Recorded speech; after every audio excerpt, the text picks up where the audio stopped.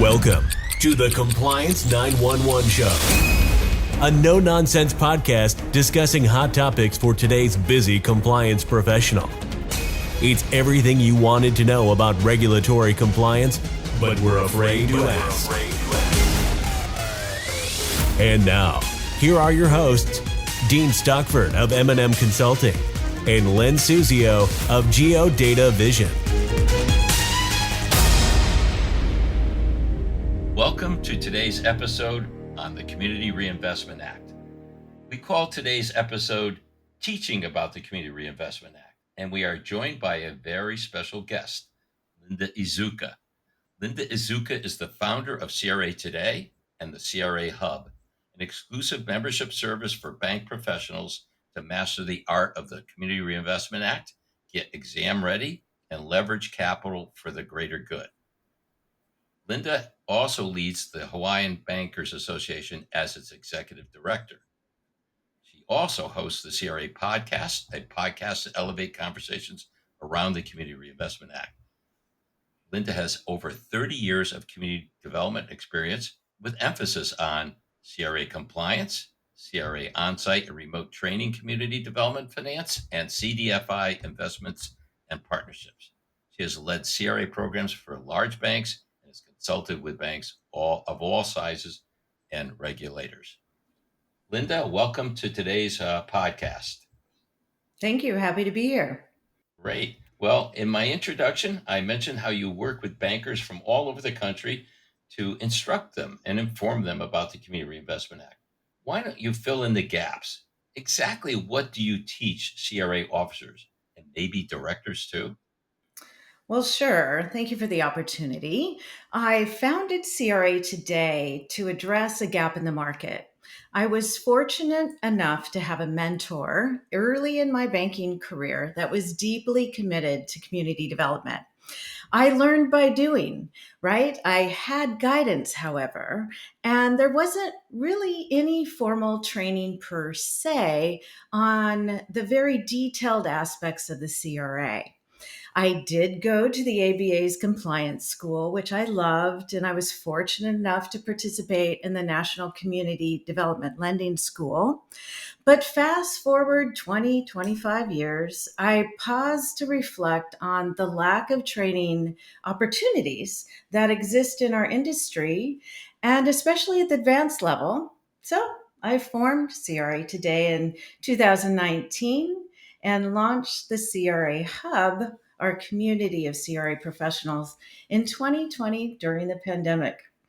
I help CRA professionals, new and seasoned and everything in between, again, how to master the CRA, stay exam ready, and leverage capital for the greater good. So there's many, many different ways we approach the CRA, and we do it mostly in community, in a community of peers. Wow, that's fantastic. And this is Dean, by the way, from M&M Consulting, and Len and I obviously share in the kind of the moderation of our podcast over that we've done over the last couple of years. But given how extensive you train bankers in CRA, Linda, what are the CRA questions that bankers ask most frequently? Wow. Well, it's interesting. The CRA, as most of you know, is the most subjective consumer compliance regulation. So it's not enough to understand the law and the implementing regulations. I help CRA professionals understand those nuances as it relates to positioning their bank's community development activities to withstand examiner scrutiny. I always say, if it's not documented, it didn't happen. So, right? So to answer your question more specifically, many bankers want a specific linear roadmap to CRA compliance. Even their executives will say, I want to know exactly what I need to do to get an outstanding or to get an outstanding rating. And oftentimes they say, can you just tell me how much is enough?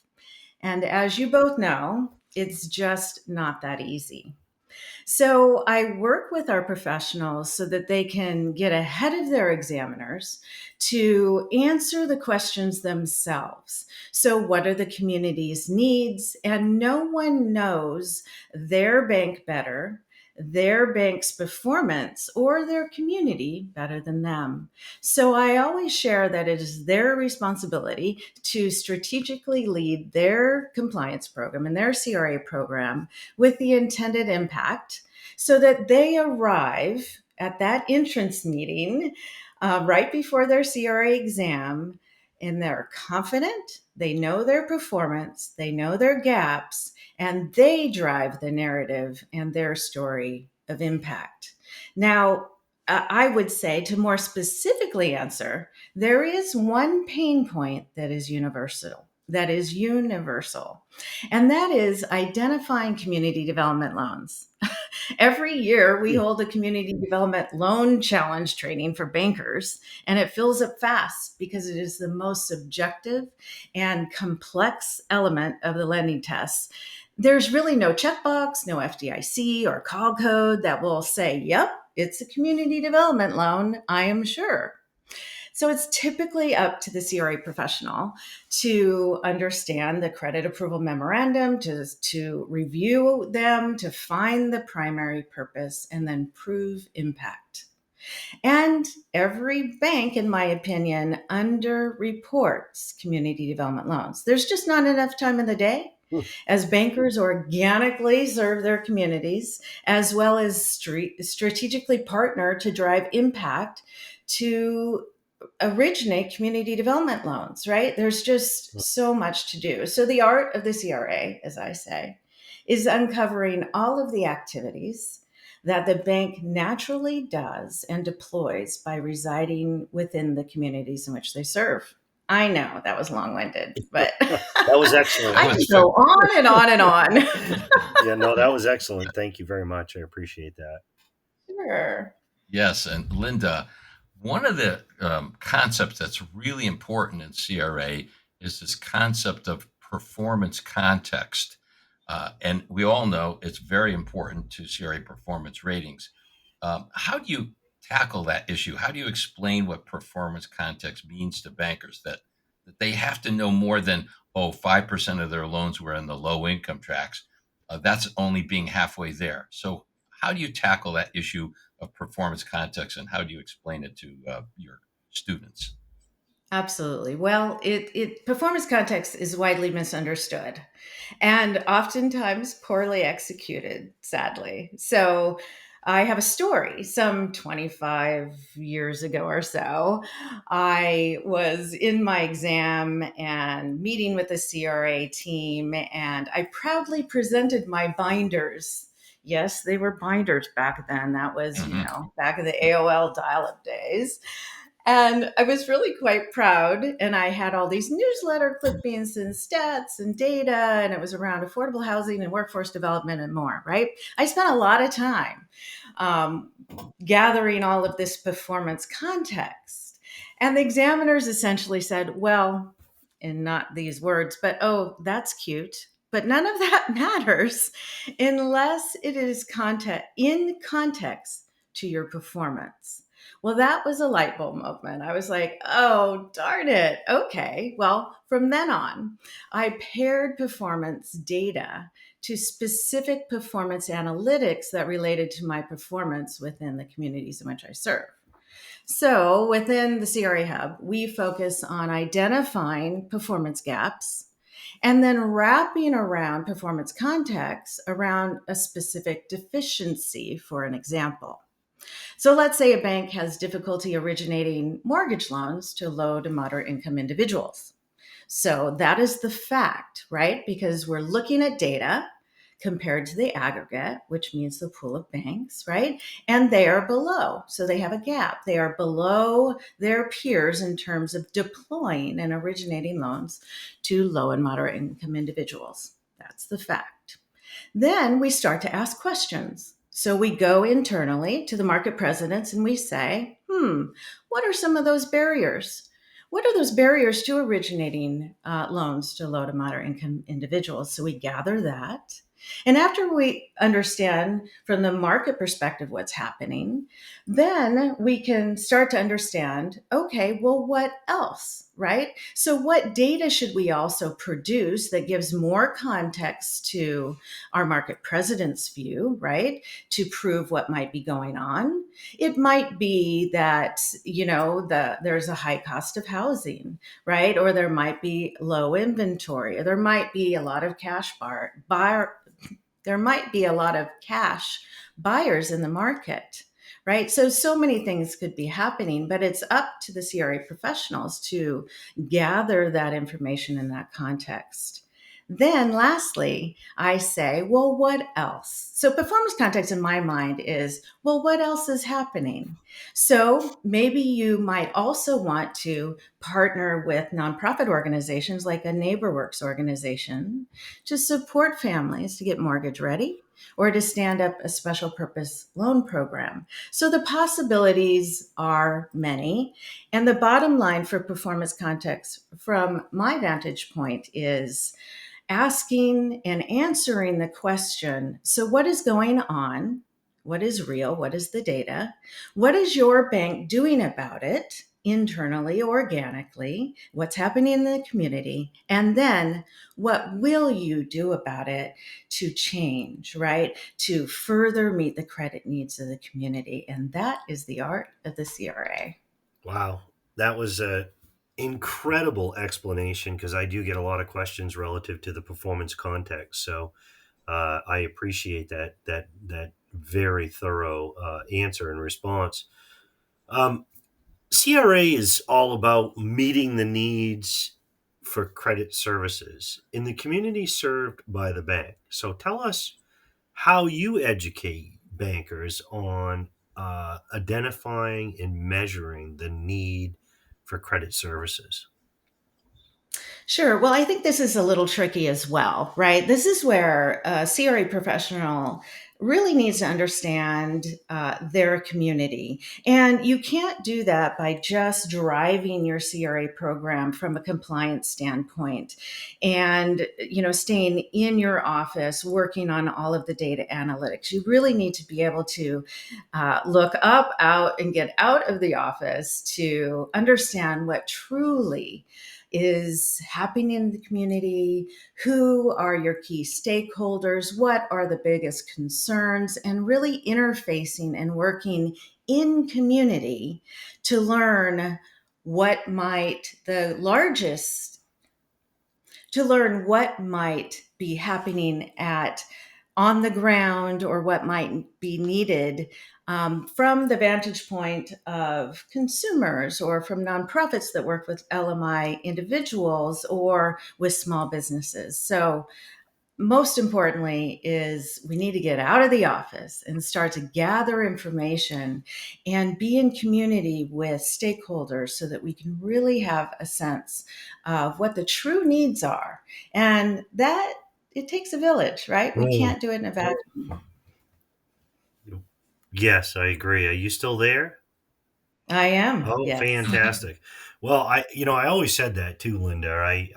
For some reason, I thought that maybe we got derailed off from our podcast today. But, I always said that when I was a commercial lender, you need to know your client better than the client themselves and in order to identify needs. And it's the same with, I think, with community development. As you said, get out from behind your desk, go out and see what's going on in the community. What so another question I had is, what are the CRA topics that are most confusing to bankers that you train, and how do you answer? Well, I would say the community development loans are still the most subjective element of the CRA. So I'll certainly talk about that a little bit later. But the community development loans and community development investments are a little more complex because there's different structures and financing. And oftentimes we really have to put on our commercial lender hat on and really review that credit approval memorandum and look deeper into what's happening with the borrower, what's happening in terms of the impact of the workforce based on this credit, understanding what the working capital needs are. Well, all of this is, this is credit underwriting, and commercial lenders, as you mentioned, care deeply about this and know this and get to know their borrower. But the community development officer, the CRA officer, hasn't really had that range of experience. So I would say community development loans in particular is, a point for which it's not only subjective, it's also dealing with a very fundamental element of banking, which is extending credit. So I think that that's definitely a pain point, if you will. And then investments, of course, because our CRA professionals are not in Treasury Department or, have a range of experience in placing investments, but it's a critical point in meeting the credit needs of a community are those two elements. So I can go on and on, really. That's just CRA, I think. I know. It's interesting because so often our CRA officers, they walk past the wrong desk and they get assigned CRA sometimes. And some people underestimate how challenging it is to run a CRA program. You really have to understand banking. You need to understand how your bank operates and what its priorities are and its strategies. And then you're really needing to work with all these stakeholders and truly position your bank to understanding the impact that you make. And it takes quite a bit to really put your arms around it all and position it so that you can get the credit that you deserve for the work that the bank is doing and deploying. Oh, that's fantastic. Thank you very much. And I know for all of us out there, CRA doesn't stand for the coffee reception area, by the way. but we certainly talk about it a lot. Oh, yes. Well, it requires a lot of coffee. Yeah, for sure. Yes. Well, this certainly has been an informative and interesting session about the legacy CRA today. I'm certain we could go on for another 3 or 4 sessions, but if you'd let me, for sure.